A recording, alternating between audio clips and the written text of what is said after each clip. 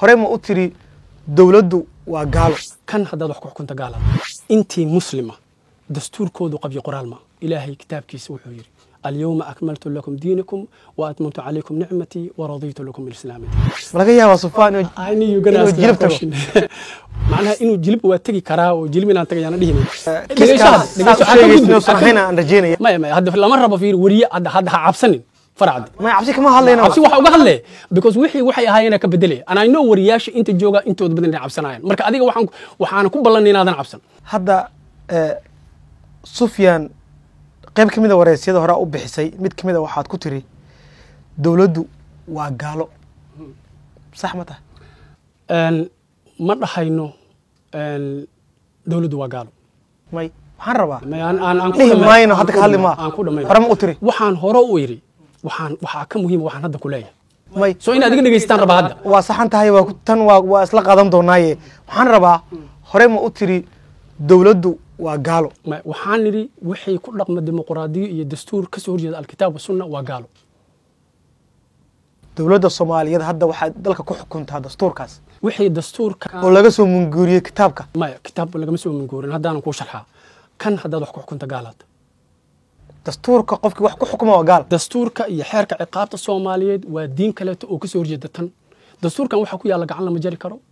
زينده ففصح ضدك واسميهين قالك حقوق لي الله هاي نيني ناقواسميهن حداد قف ناكف ستو وهو يدا حداد قف ستو إلهي نقوم كلفه شيء نتمسنا حركات زيننا حلال هو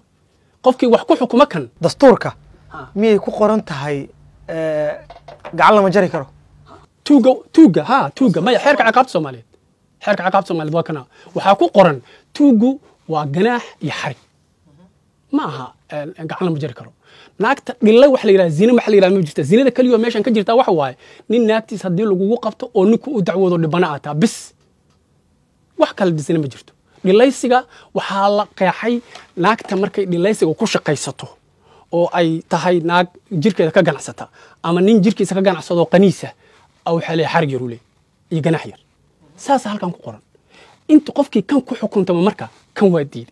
kan hadaa diidana gaalata أنا فكر كي جماعة فكر حزب يتركون الله وسيد إلهي قال الله وقال رسول الله ومن لم يحكم بما أنزل الله فأولئك هم الكافرون والله يحكم لا معقب لحكمه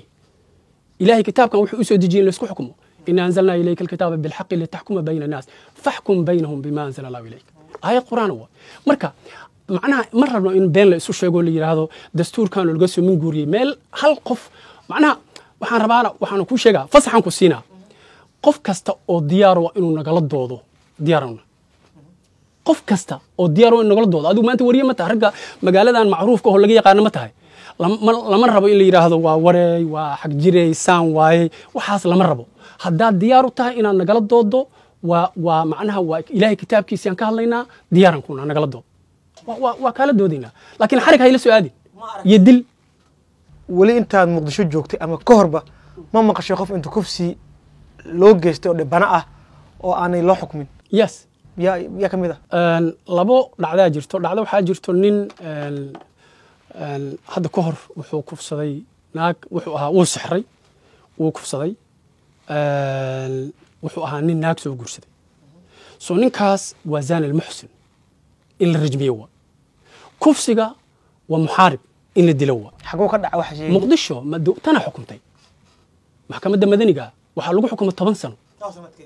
و 2023 لو كوني لواتن سدحدي wax macruuf oo la yaqaano waa dadka dhan ay wada ogyihiin am surprise adoo wariyaa inaadan warkayn ninkaas wuxuu ahaa nin oo dadkan waxa u maleynaya ma aqaano qoladu ku soo jeedo hadda qabiilkiisa lama sheegin laakiin wax macruuf oo la yaqaano waa wuxuu ahaa gabadha wuxuu ka duubay wuxuu ka duubay waxa kale mid kale aan kugu daraa waa kiiska wala socdaa laakiin de kiiskaas fiiri kufsiga markii qofku ama la yiraahdo qofkan kufsiga geystay ما تقارن حركوا مرة أنا ضد الإسلام أنا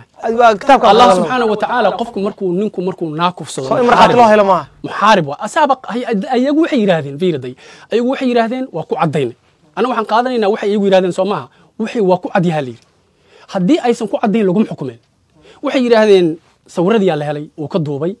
أو إيمجكي قاونا وكدوبا على هلي يراهدين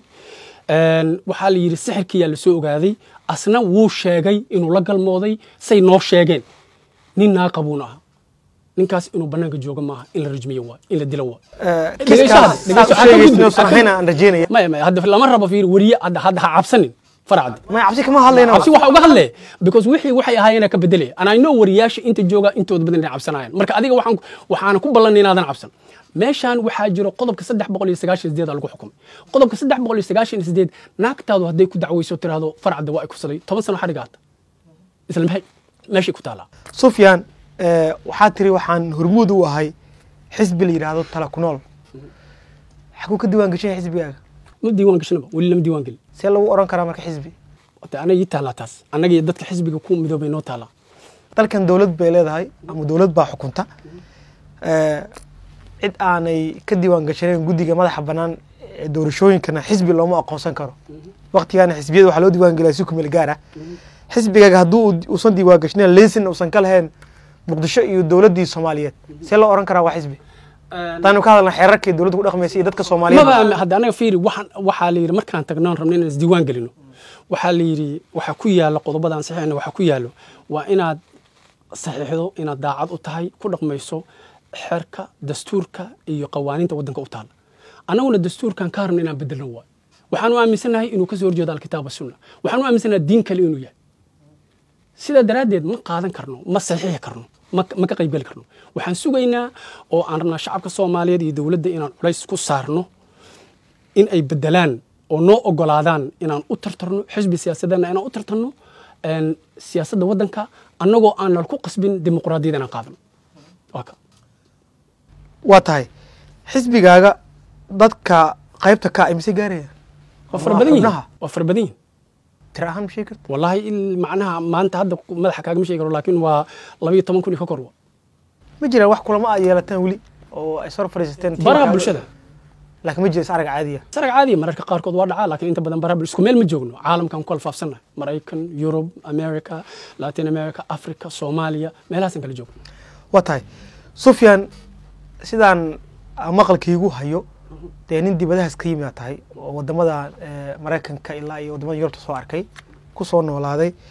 Soomaali badan halkaas waa ay ku nool yihiin dimuqraadiyadan hadda alla dirireysay aad ka soo horjeedana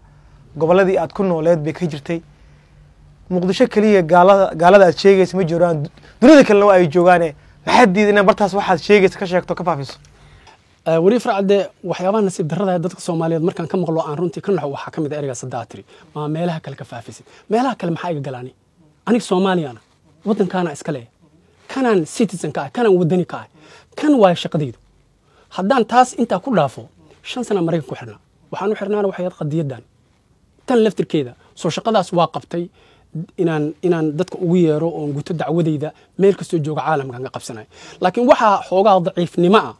in shacabka Soomaaliyeed oo adiga inaysan ka iimaan shacabka ay fikirkaas macnaha aad ka turjumaysa dadku waxay qabaan waxa daciifnimo ah in la yiraahdo ma meelahaas ka faafis diinta macnaha meelahaas ma ka faafis diinta micnaheedu waxa anaga gaalnimadina noo daayo or dadkaas kale soo sheeg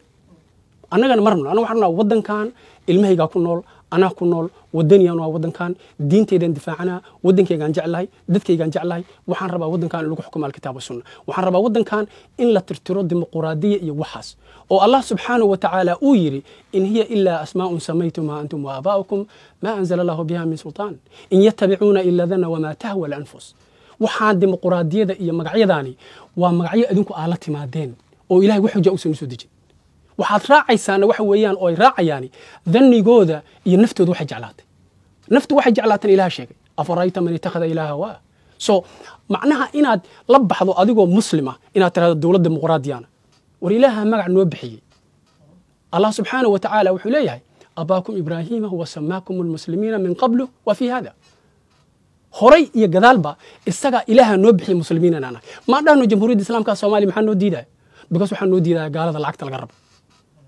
waxaan noo diiday waxaad yarka hoosan darajada san sugeyn Allah subhanahu wa ta'ala wuxuu leeyahay fala takhshaw an-nas wakhshawni wala tashtaru bi ayati thamanan qalilan war dadka ka cabsanina aniga cabsada aayaadkayga iyo ilaahay kitaabkiisana lacag ku iibsanin ama santa waa maxay wax Mareykanka lagu xiro sababta lagu xiro al-kitaab was-sunnah inaan hay dambiga lagu xiro wuxuu ahaa islamist wax la dhaho islamist macnaheedu waxa waaye qof ay ka dhaadhacsan tahay in uu caalamkan rabo in lagu guuleysto diinta islaamka in lagu maamulo caalamka waa tahay Sufyaan dowladda federaalka ee Soomaaliya dalka waqtigan waxaa lagu xukumaa dastuur dastuurkaana dhawaan ayaa lagu sameeyay wax ka bedel soo dhawow bal dastuurka hadaynu dul istaagno isbedelka lagu sameeyay iyo waxyaabaha qaladaadka ee ku jira aad sheegayso maxaa kamid ah mise guud ahaantiis waxa aaminsan oo qalad yahay wariye farcade anagu waxaan dad muslimiina intii muslima dastuurkoodu qabyo qoraal ma intii muslima dastuurkoodu waa dhammaystiray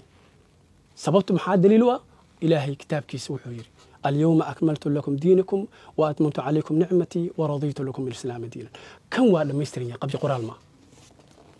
هدي آتها قال كان مهاجتي ما أقولت كان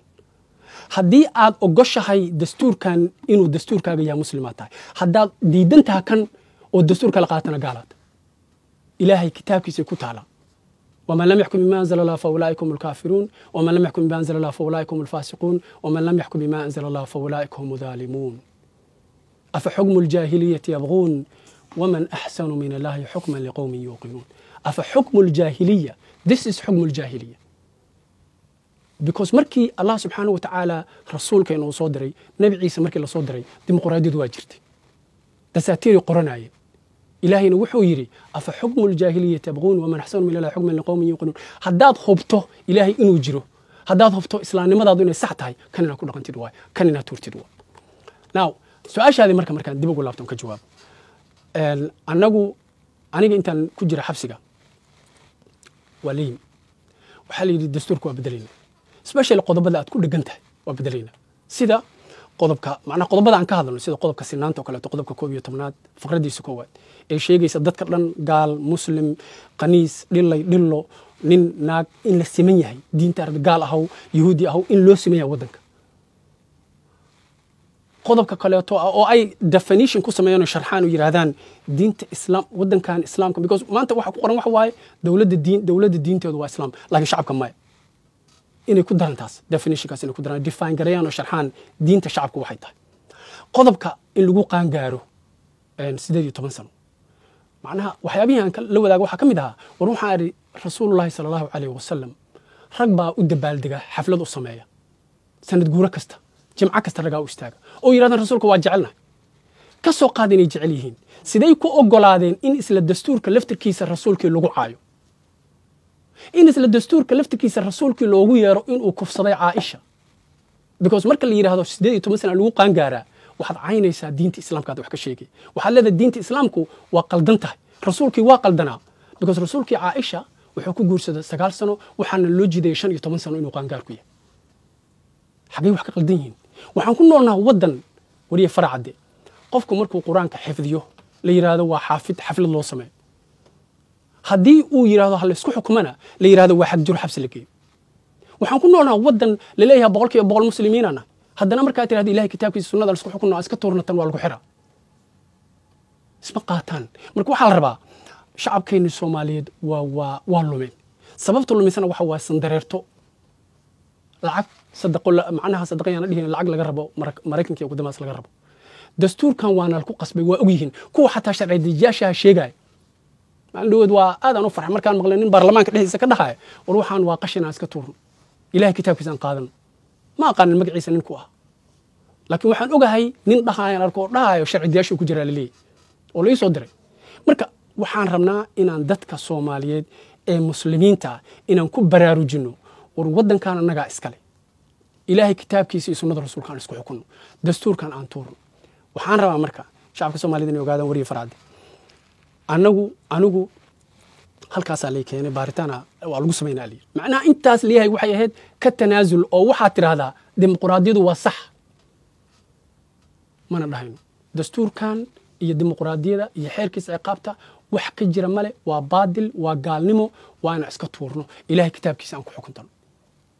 waa maasanta waa tahay qabiil dambe ee waraysiga isla soo gaarnay Sufyaan dadku wajiga kala duwan bay kugu yaqaanaan horta sida hadda aad u muuqato muuqaal ahaantaada si ka duwan ay kugu barteen dadku طبعا isbedelku waa inta xabsiga ku jirtay marka taa laga yimaado xabsiga hadda waxba ima dhaxayaan steediyana macna marka xabsiga soo galay ka hor ilaa hadda isbedel ma dhicin waxaan malaynaya wax kale inaa ka hadlaysa laakiin taasi waa ayadaan ka wadaaba dadku waxay aad kuugu barteen adigoo wareysiyo bixinayo afar xaaslaa dabadeed waxaa xigtay in haddana warbaahintii qaybtood ay baahiyeen in la yidhi Sufyaan waa dilay hadda kahor booni suxufiya dilay mar kale dowladdii Soomaaliyeed inaad taageerta shabaab ay ku soo xirtay Sufyaan isagu wajiye badana afar xaasilnimada iyo dacaayadda kaleeto ma ahayn wax oo anigu aan ugu talagalay ama qorshaha ku jira ma ahayn waxaan bilownay ololihii ugu horreeyey dadka intooda badan sugan wuxuu ahaa inaan bilownay inaan u ololayno in calanka la bedelo iyo astaanta qaranka waxaan soo dhignay cadaymihii aan aaminsanayn in lagu bedelo astaanta qaranka in calaamadii kirishtaanku ay ku jirto la yiraahdo Greek Christian Cross inuusan qof Soomaaliya sameeyeen inay sameeyeen laba nin oo la yiraahdo Amadeo Luigi iyo Giuseppe Ricci oo laba nin oo Talyaaniya oo hadda Amadeo Luigi uu ku duugan yahay Shabeelle wabiga Jawhar wabiga qarkiisa uu ku duugan yahay calanku inuu yahay calanka Talyaaniga taariikhdii la keenay wixii aan banaanka soo dhigay group marka waxaa soo baxay arintaas aad uga xumaaday oo taageerana ka haysta shacabko ilaa markaas dadku waxay aaminsaneen calanka inaan laga hadli karinba iyo astaanta qaranka inaan laga hadli karin aaminsanay oo macnaha almost religion diin ay tahay maaldoodaadaan u farxay markaan arkay niman dhahaaya dameer inta ku soo sawireen dhahaaya dameeraan ka dhignaa shabeelaan ka dhignaa waa macnaha waxyaabaha horumarka ah oo dadku ay gaareen waay in laga hadli karo waxyaabaha qaarkood in dadku aysan cabursanayn now arintaasi marka ragay waxay u taabatay si gooniya aaminsanaa in calanka iyo astaanta qaranka ayagu ay gooni u leeyihiin qabiil ahaan sidaas daraaddeed waxaa la ii soo weeraray qabiil ahaan waxay isku dayeen marka in ay baaraan wixii ceebhoon anagu leeyahay waxaa la yidhi marka baraha bulshadeedaa la aaday afartan gabdhoodaa laga soo helay oo aan ku dhigay my beautiful wives xaasiskayga quruxda badan arrintii la soo qaaday baraha la geliyay baraha bulshada ayadoo la leeyahay waa beenlow waa macallin quraan waxba kama jiraan ninkaani macnaha beenta suu uga sheegayo arrintaanu calankana been uga sheegayo arrintii baraha bulshada qabsatay arrintii waxaan go'aansaday inaan isdifaaco gabdhihii BBC tagan waa ka hadleen waa la ogaaday inay sax tahay waxaa la yidhaahday maxaan kaloo naadnaa waxaa la keenay saaxir waay gabdhaha waa soo sixraday waa qabaa laakiin wuu soo sixraday ayadii waa la isdifaacay waa soco weysay waxaa la yidhi maraykana ninkan lagu soo xirayo wuxuu argagixiso waa soco weysay waxaa la yidhi masaajidu soo dhaco waa soco weysay waxaa la yidhi dadu dilay waa soco weysay markii dambe faraha laga qaaday halkaasay ku nasto waxaasoo dhani waxay ahaayeen koox la dagaalamaysa fikirkayga macnaha ama xisbiga la dagaalamaysa oo ugu tala gashay in ay sumcaddayda iyo shakhsiyadayda burburiyaan si aan uga istaago calanka waana aragto marka waraysidaas haddaad daawato qof walbaaba suu hadlaayo asagoo qori wata arkay maantana calankii ku dhegan yuu leeyahy asagoo saasaan arkay waree calanka noo daa macnaha hooriskoodu waxay ku soo hoorinayeen calanka noo daa arrintaas iyadaa marka waxay ahayd arrin noocaas u dhacday ma ahayn isbeddel shakhsiyadeed ee aniga ugu yimid ama aan ugu talagala ma ahayn annagu were constant waxaan nahay macnaha fikirkeenna siyaasadeed iyo aragtideennu waa wax isku xiran oon kala har lahayn waa maasanta Sufyaan marka laga yimaado dee intaad dibaddaas aaday oo aad waddanka ka baxday bal noloshaadii hore ka waran maxaa ahayd anigu waxaan ku dhashay degmada Cadaado waxaan ka mid ah dadkii dowladdii Siyaad Barre ay u qaaday xeryaha qaxootiga Dajuumo Sablaale Mareerey gobolka Jubbada Dhexe loo qaaday meeshaasaan iskuul ku bilaabay meeshaasaan iskuulka ku soo dhameeyey dugsiga hoose dhexe waa soo baxay xalan aan galay 2 sano xalan waa ka baxay macallin aan noqday waxaan macallin ka noqday dugsiga hoose dhexe Sheekh Nuur Xuseen ardadeydii maanta waa buuxdaa magaalada Muqdisho buuxdaa Jilibay joogtaa 91 halka imid wariyaan noqday isla 91 dabayaqadeedna waa ka baxay wadanka taariikhdeeda taas waa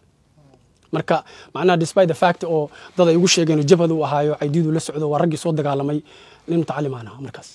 macnaha standardka Soomaali marka la fiirinayo nin macallin ahaayo arday wax soo baraayo oo dawladdu ay tababartay oo dawladdii markaa jirtay oo macallin ahaayo ilmo soo saarayna sanadka 91 waxay ahayd qorshuhu wuxuu ahaa imtixaanka jaamacadan ku baasay jaamacadda Gahir inaan galo watay meediyaha idaacadaha ka shaqeysay mase gees laba idaacadood ma jirin raadiyo Muqdisho bisa jiri meeda u shaqeyn jirtay ya ma la helayaa diiwaankaaga haddaad anigu ma aanan baarin hadda ma keed baa leedahay la helayaa waa haddii la baaro of course wax macruuf ah wax qarsoon ma aha macnaha wax u baahan xataa markhaatiyaalkii jooga oo nool oo soo taagan oo dhahaaya waa ninkaan meeshu ka shaqaynaya wax la ogyahay waa barnaamijka dhaqaaqa ganacsiga wariyaha ra'iisul wasaaraha khaaska ah waxyaabo badan aan soo maray yaa u noqotay ra'iisul wasaare amar dhaqaale watahay waxaan rabaa Sufyaan maalmahan waa su'aasheedii ugu dambayso dabadeed aad sheegi doon waxaad u baahan tahay lagu xijiyo maalmahan waxaa aad u batay abwaanada macallimiinta iyo dadka aadaya magaalada Jilib ee gobolka Jubbada Hoose ma laga yaabaa Sufyaan inuu Jilib tago waa maya Sufyaan macquul ma inuu Jilib tago macnaha inuu Jilib waa tagi karaa oo Jilib inaan tagayana dhihinay macquul ma in aan ku biiro shabaab waxaysan macquul ku inaan ku sheega 2013 anigoo silsilad ku xiran oo Mareykanku intaas oo sano la dilaayo loo jir dilaayo loo ciqaabayaan waxaan ariborkan laga soo dejiyay silsilad ku xiran familkayga meeshan ka baxay waa la damiintay cadaadanta nin xanaaqsanana Mareykanku soo dilay Mareykanku soo jir dilay la soo dhibaatay haddii aan aaminsanahay in la dagaalamo oo dagaal xal lagu keeno maalintaas cidna igama hor istaagin inaan ku biiro nimankaas maanta hadda waa la soo daayay waa la soo jir dilay waa la garaacay Nairobi aa laga soo qaaday waxaana qofkii ugu horeeyay mucaarad siyaasadeed oo inta la xiro wadan kale banaankiisa inta laga keeno la xiro la jir dilo oo la ciqaabo oo hantidiisa la dhaco markii la soo daayay cid maanta idaba taagan ma jirto haddaan rabo waa bixi karaa filosofiga Sufyaan ama xisbiga tala ku nool violence iyo dagaal kuma jiro waxaan aaminsanahay anaga annu tacliimana waxaan ka soo shaqeeyay wadamo fara badan sida Chile Spain wax ku soo bartay oo ka soo shaqeeyay waxaan soo akhriyay taariikhda caalamka sida Cambodia oo kaleeto wixii violence ku yimaado dagaal ku yimaada ma waaraan dadka haddaad wax ku qasabto aysan rabinin waari maayaan so waxaan aaminsanahay anaga wax la dhaho natural change isbedelka dabiiciga maantay nimankan waxay leeyihiin markii hadda oo maxkamadda la saarayay waxyaabaha afkooda ka soo baxay waxa ku jira isaga shabaab nooga dar shabaab nooga dar sababtu maxay tahay because opinionkii iyo fikirkii dadkii la wadaaga marka rabto bulsho inaa bedeshid marka waxa loo bedelaa aqli waa dadka wax la bara anagu waxaan macallimiinana dagaalayaal ma aaminsanin in ma nagama dhaadhacsana in waqtigan xaadirka Soomaaliya ay u baahan tahay Soomaaliya waa la dilay Soomaaliya cadow weylada Mareykanka iyo wadamadaas Westernka waxay rabaan in isdilna anagu isku baabaano Ethiopia hadda soo weeraraysaa leeyahay difaacay wadanka haddii la yiraahdo kanna waa saan oo labadoodu isdilaan maanta oo dhan oo qabta la isku hayo dadkaaga dhamaanay hadhow isma difaaci karto wadankaaga waa la qaadana marna marka in Soomaaliya qofna uu ka dhinto sida daraadeed maantay waxaan u taaganahay xalka oo ah alkitaab sunna wadanka in lagu xukumo nabad la helo la heshiiyo dagaalku naga dhamaado qof walbaana uu kuwaan maanta meesha jooga hadday kan kitaabka iyo sunnada qaataan horaanka taageera qofka ugu horeeyo oo taageero oo ololeeya in ay jiraan anigu noqona laakiin anigu dimuqraadiya ama hataage ama groupkan haystaan ama groupka la haystaan ma taageerino midda kale toon rabo oo cajiibka on rabo bulshada Soomaalida noo sheeg waxa kamid ah macnaha bulshada reer Muqdisho ina xusuusay waxa kamid ah marka dhageysatid wareysida qaarkood dadka qaarkood bixinayaan waxay leeyihiin siyaad barre